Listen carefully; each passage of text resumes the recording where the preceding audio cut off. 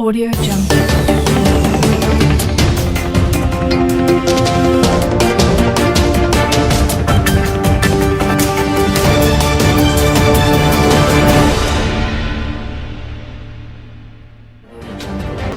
My name is Mohamed Tahir Monguno. I represent Borno North Senatorial District. The motion is on the need to deploy adequate security personnel to endangered local government areas in Borno State. The Senate notes that for many years, Borno State has been bedeviled by insurgency, with communities facing one form of attack or the other every now and then. Aware that recently relative peace has been restored in Borno State due to efforts of the Nigerian armed forces, which are commendable.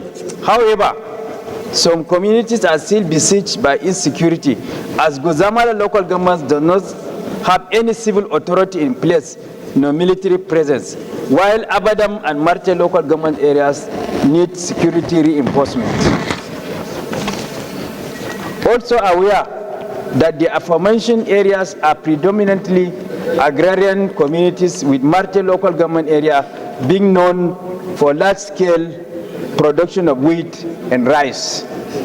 Worried that communities in those areas are still under the captivity of Boko Haram, and the people have been suffering untold hardship as a result of the insecurity which has damaged the local economy, infrastructure, and livelihoods herein.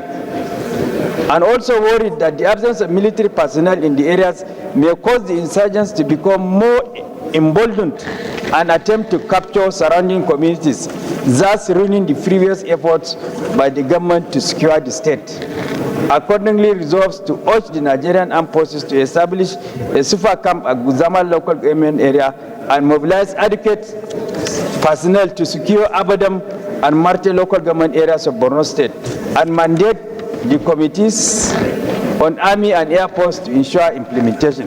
Mr. President, distinguished senators, it may interest you to know that local government, Guzamala local government, which is one local government from my senatorial district, and a neighboring local government to my own local government of Monguno, is completely under the control, tight control of Boko Haram insurgents, because of the fact that not a single security personnel is found in the whole local government.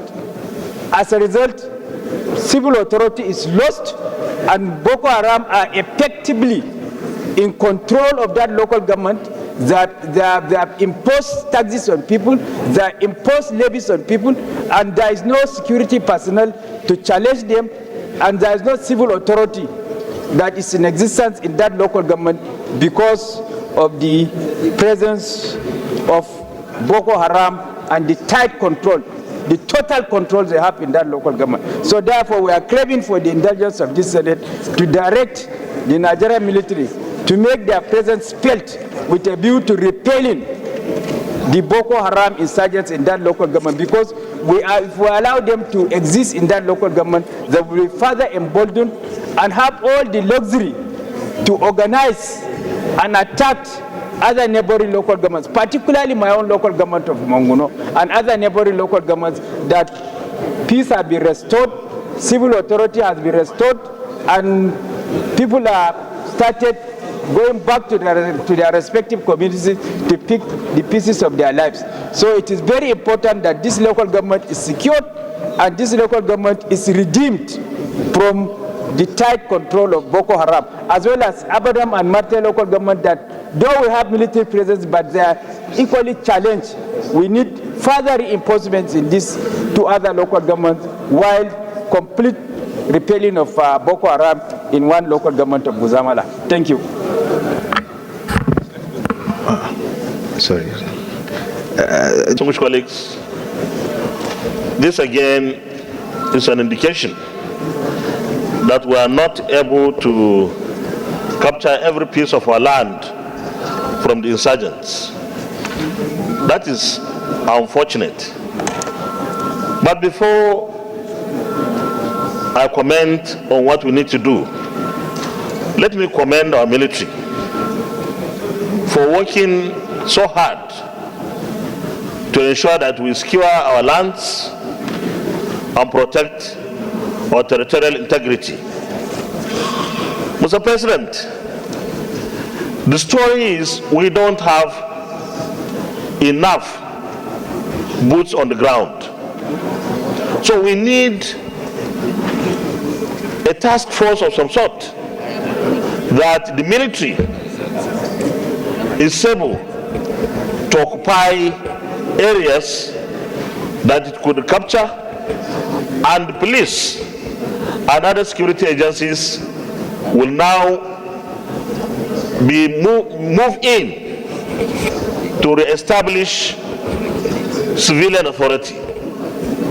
Mr. President, Boko Haram was defeated at one point almost completely. Some will say technically defeated. But what is important to an average citizen is not technically or completely. Our citizens, our indigents need safe and secured towns and cities and hamlets. So the case of our brother from Borno North is a case that we must ensure that we do something. This we can do together with the executive arm of government. In the prayers, I think the request is for the Air Force and the Army. This is a normal joint operational activity, and therefore the Chief of Defense Staff is supposed to be at the helm of this particular affair, and the services can come in. But we are also lucky, Mr. President, distinguished colleagues, that we are yet to pass the budget for 2025. We should look at this, and indeed similar areas that are challenged in this kind of situation. Because no matter what we do, no matter how hard we wish and we could provide infrastructure, the infrastructure can only be useful to the people if they are safe and protected. So I believe that we should tailor some resources in this area, and let's find out which are the areas. Is it in the northwest? Is it in the north central? Is it in the southeast or south or southwest that are not in our hands? We need to recapture them. Thank you very much, Mr. President, for the privilege. Senator Babakaka. Let me first and foremost commend Senator Mohamed Tahir Monguno, the Chief Whip of the Senate, for bringing this motion to the Senate, and also sympathize with him with what is happening in his senatorial district. Let me also join my leader, the former Senate President, in supporting the motion ably moved by Senator Monguno. Mr. President, sir, prior to my election as a senator, I was the chairman of a committee set up by Borno State government to relocate the IDPs that were dislodged by Boko Haram in their various communities. I know the terrain very well. The Nigerian military had Operation Hadinkai, Sector 1 in Monguno, the headquarters of Monguno local government. And then the multinational joint task force also had its Sector 3 headquarters in Monguno. But Mr. President, it will interest you to note, Borno North Senatorial District comprises of 10 local government areas, and it is a very vast land. Now, the military agreed they are overstretched, but then Borno North share borders with the Republic of Niger and Chad. They use the territorial waters of Lake Chad and Nigeria, the territorial waters between Lake Chad and Nigeria, to navigate themselves their ways into Nigeria and find a safe haven. Imagine a local government headquarters without a single military deployment, and then locals were staying there. So the havoc caused by these miscreants is very serious. So we need to nip this thing in the bud. by urging the military to establish not only a super camp, but let them deploy, despite the fact they are overstretched, let them have a permanent deployment in Guzamala, the headquarters of Guzamala local government area. While I also associate myself with the former Senate President that there must be a joint task force to supplement or rather complement the efforts of the military in wiping out this Boko Haram entirely. Just a couple of days ago, they launched a serious attack on Kareto, a very popular town in Borno North Territorial District, where they carted away serious military hardware. So that is very dangerous. If something is not done, they are going to continue their nefarious activities in that senatorial district and possibly escalate to other senatorial districts. Mr. President, one fact is very clear. They had a similar attack on the Chadian troops in the Republic of Chad. The president took it upon himself to command the troops of Chadian forces and wipe out these guys. So in so doing, they are now trespassing into the territorial integrity of Nigeria, the territorial borders of Nigeria, where we don't have military deployment. That is their safe haven. So something has to be done immediately by curtailing this ugly terrain. I so support, Mr. President. Thank you. Distinguished colleagues, once more we are faced with another round of debate and speeches on the issue of insecurity. I seize this opportunity, therefore,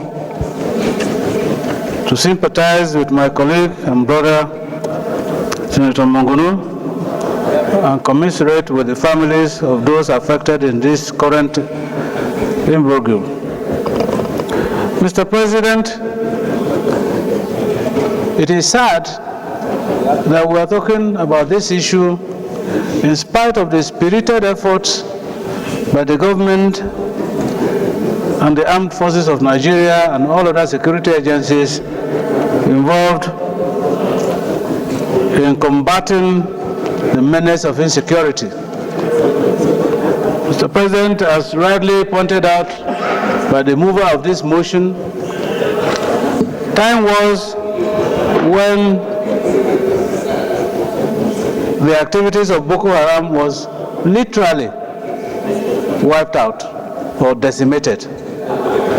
But we will continue to have this recurring decimal in Borno in particular, and then in some other parts, other forms of insecurity activities taking place. Mr. President, like he rightly pointed out, there was a time that this thing was literally nipped in the bud. But unfortunately, I think that what we failed to do was taking some proactive measures to ensure that these insurgents did not come back to the cities. At a point, the idea of holding forces was mooted, in which it was agreed that a special force be trained specifically to hold the liberated areas where Boko Haram activities were taking place. But unfortunately, Mr. President, as it were, nothing of that nature has happened. And so it becomes very easy for Boko Haram and its agents to come back to areas that have been liberated by our armed forces. Mr. President, I think it was suggested on the floor of this Senate before that it doesn't solve our problem if we continue to debate and provide solutions to the problem of insecurity, especially the activities of Boko Haram, if we do not muster the sufficient courage to give a kind of timeline to our armed forces and our security agents to nip these insecurity activities across the country. Mr. President, I think it is not correct, because I know that the Nigerian military and security agencies are professional enough to know when to start a war and when to end a war. I am not sure that those of us who are living witnesses to the Biafran war notice that the Biafran war took this long to nip in the bud. Whether it is asymmetrical or normal war, I think that we must find answers to the solution to the problem of our insecurity. And so once more, while I sympathize with the people of the local government occupied by the Boko Haram insurgents, I want to urge the armed forces and our security agents to take very proactive actions in liberating these communities from the hands of these insurgents. I thank you, Mr. President. Sold the Super Tucanto. So we thank Senator Trump for doing that. Having mentioned Nasarawa and Plateau, let me yield the ground. Otherwise, we'll have closed the debate. So, Senator from Plateau, Senator Plan, you have the floor. Then we have Senator from Nasarawa, Senator Wadada. Oh, it's not even here. Oh, you came around. Okay. Okay, Senator Plan. President of the Senate, I rise again to support in its totality this motion raised by Senator Mongono. And I also rise, I'm also here agreeing with the views that most other contributors have said. It was Borno, but it is everywhere now.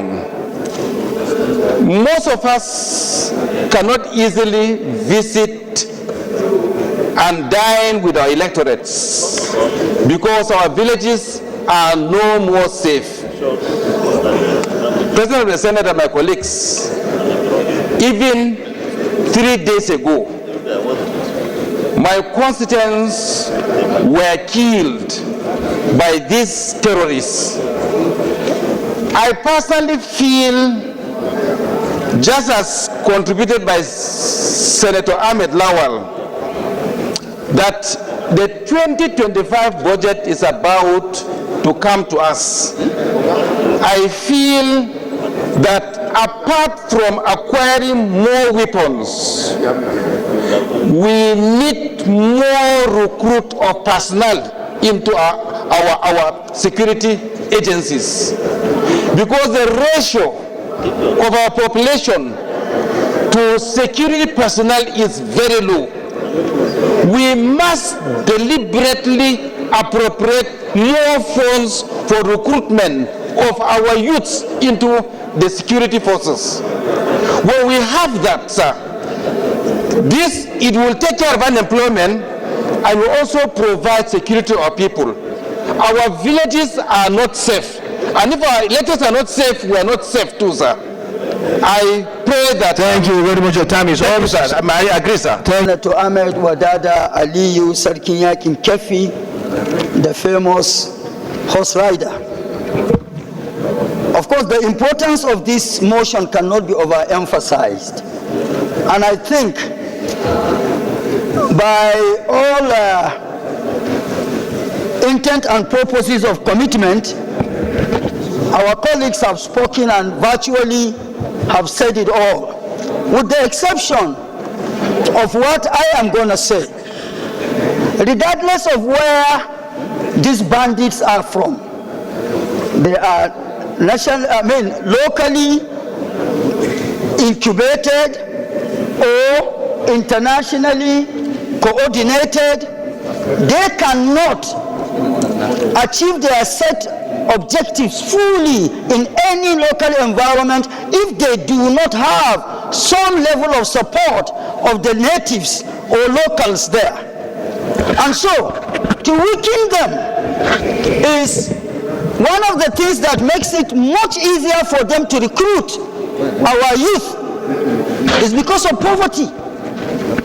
Hunger is a major vehicle of poverty, violence, and every negativity that obtains today in every society. So all I'm trying to say, in looking for ways to alleviate this problem, we must also talk about the situation that the citizens of this country are in. An average Nigerian citizen is entangled in poverty. Of course, efforts are being made across board by governments to see that solutions or hunger or poverty is adequately taken care of in the country. But much more needs to be done. And if we take care of poverty, of course it will reduce the rate at which these bandits recruit our youth into their activities.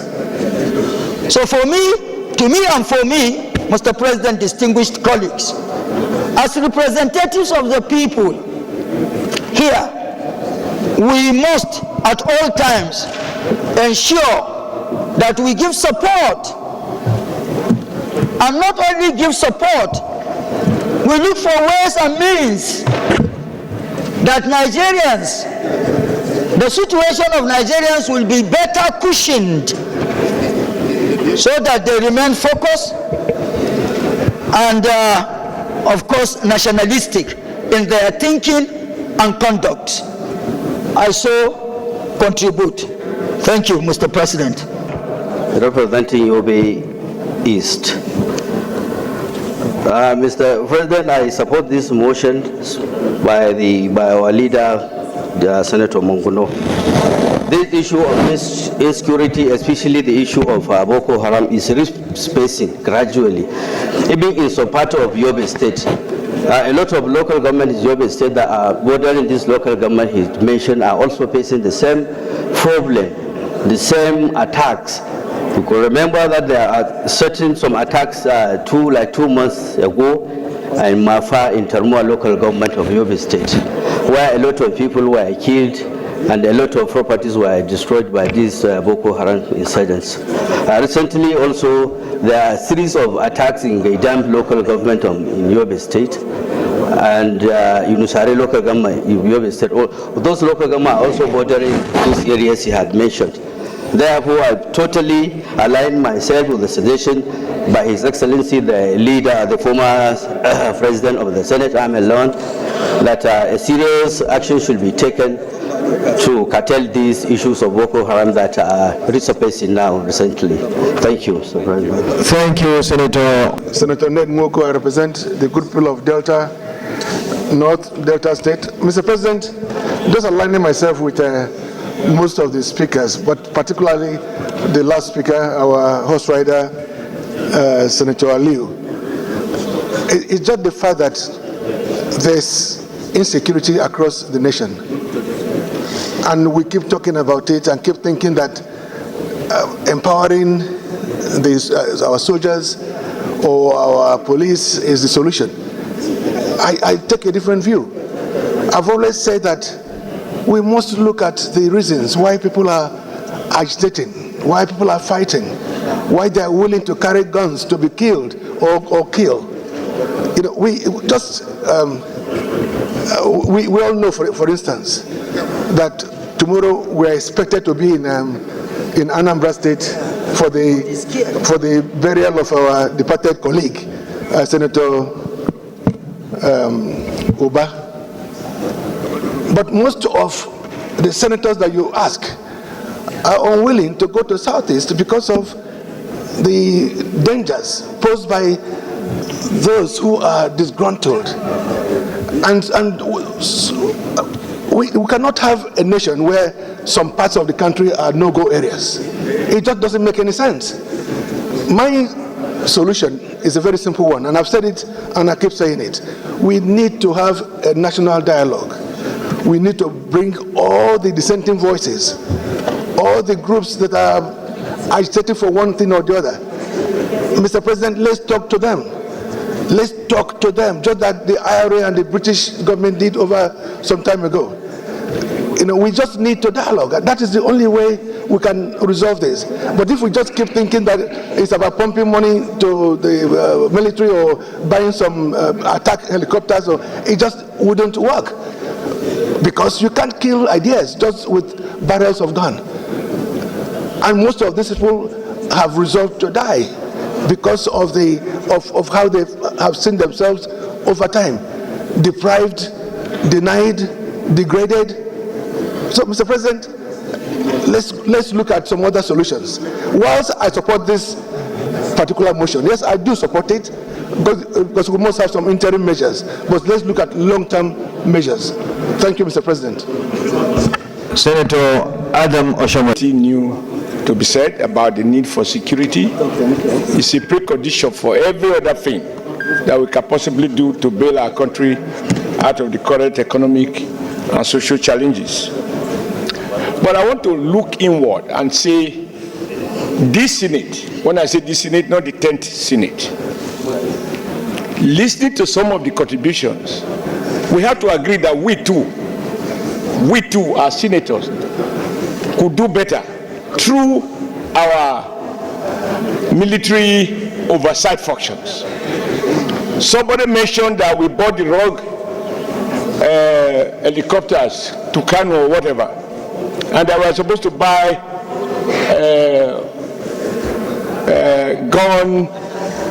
gun attack or whatever. What was the role of the Senate oversight function to ensure that we don't just buy equipment, we buy what is appropriate?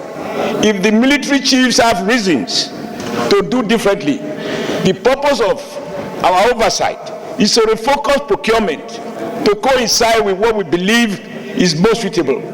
But my challenge is, can we claim to know better? We not being military people, not having had the opportunity of being trained, we seem to know what ought to be procured, rather what has been procured. For me, the challenge therefore is, like someone said, throwing money at a problem doesn't solve it. And in an earlier motion, prayers are added. So I think earlier in the year, I talked about the need for our committees involved in defense, army, navy, air force, not only to make the case for more spending, but to ensure that when we have appropriated, that monies are used to procure the things we need to enhance the competence of our people. Lastly, we should say nothing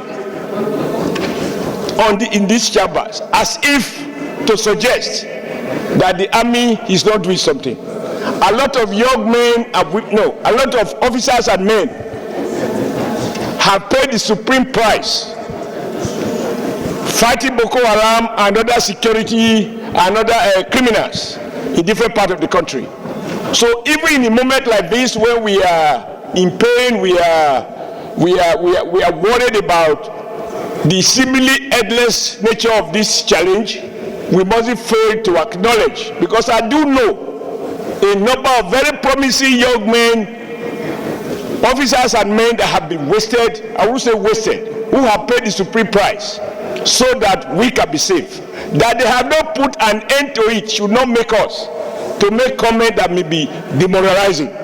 We should acknowledge the price they have paid. We should put them in our prayers, and I want us to challenge our committee on defense, our committee on army and navy to go beyond procurement and do proper oversighting and refocus the procurement policies of the armed forces. Thank you, Mr. President. Distinguished colleagues, my name is Senator Professor Anthony Ane. I represent Ebonyi South. Mr. President, you said it very well. I was in Maiduguri from 1991 to 2013. And that is why when the issue of security of Borno, anytime it is raised, I feel so much concerned. Now, so many people who have spoken on this motion, I stand to support this motion on its entirety, the purpose and intents. I support all of them. Now, I want to align myself very closely to what Senator Abamoro said. So much discussions on security in Nigeria, so much talks on security. I think we see less of action. Security agencies have done their best. But their best to me is not enough until we secure entirely the country. You see, where there is any security challenge, there will be no development. So long a time, since 2008, the security challenge in Borno has been growing in dimension. Of course, it's one of the things that led me, or that made me to leave Maiduguri. I had to leave Maiduguri because of security challenge. And since that time, it has never abated.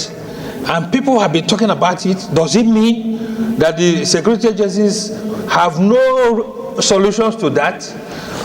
Of course, most of the strategies should not be discussed on this floor. But the security people, the agencies, should know the best approaches they should employ to ensure that this is abated. Doing one thing continuously will lead you to getting the same results over and over again. It is time for them to explore other approaches to see that this thing is curtailed. Now, we have to follow this motion. It shouldn't just end in debate. We should follow it, see to it that what has been put as prayers are actualized. Having said that, and thank you, Mr. President, distinguished colleagues, we should give our maximum support to this motion. Thank you. The last speaker on this debate. Security of lives and property is a basic responsibility of government. We are all part of government. If we go into some of our communities, we see the locals contributing one way or the other to the security of their environment. I saw, as part of this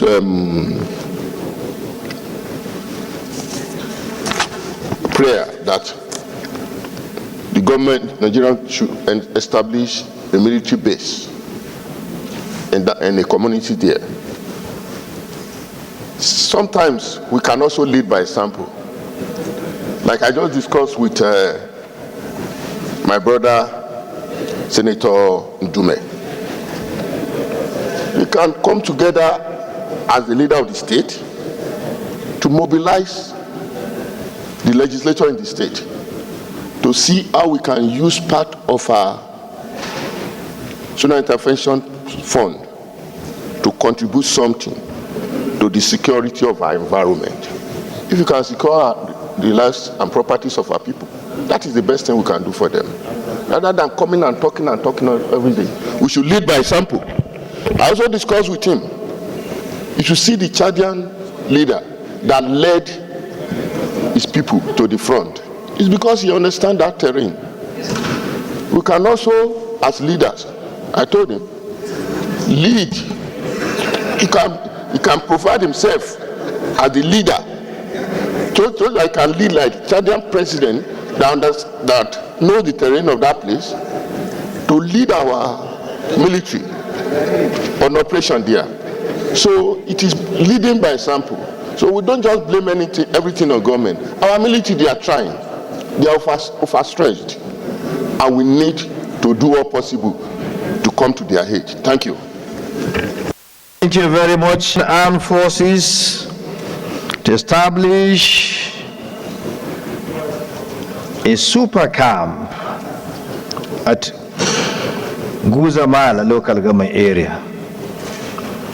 And mobilize adequate personnel to serve, to secure Abadam and multi-local government areas of Borno State. Those in favor of this prayer, please say aye. Those in favor of this prayer, please say aye. Those against say nay, the ayes have it. Mandate the Committee on Army and Air Force to ensure implementation. Those in favor of this prayer, please say aye. Those against say nay. The ayes have it. Let me thank the mover of this motion, the Chief Whip of the Senate, and all those who contributed to the debate.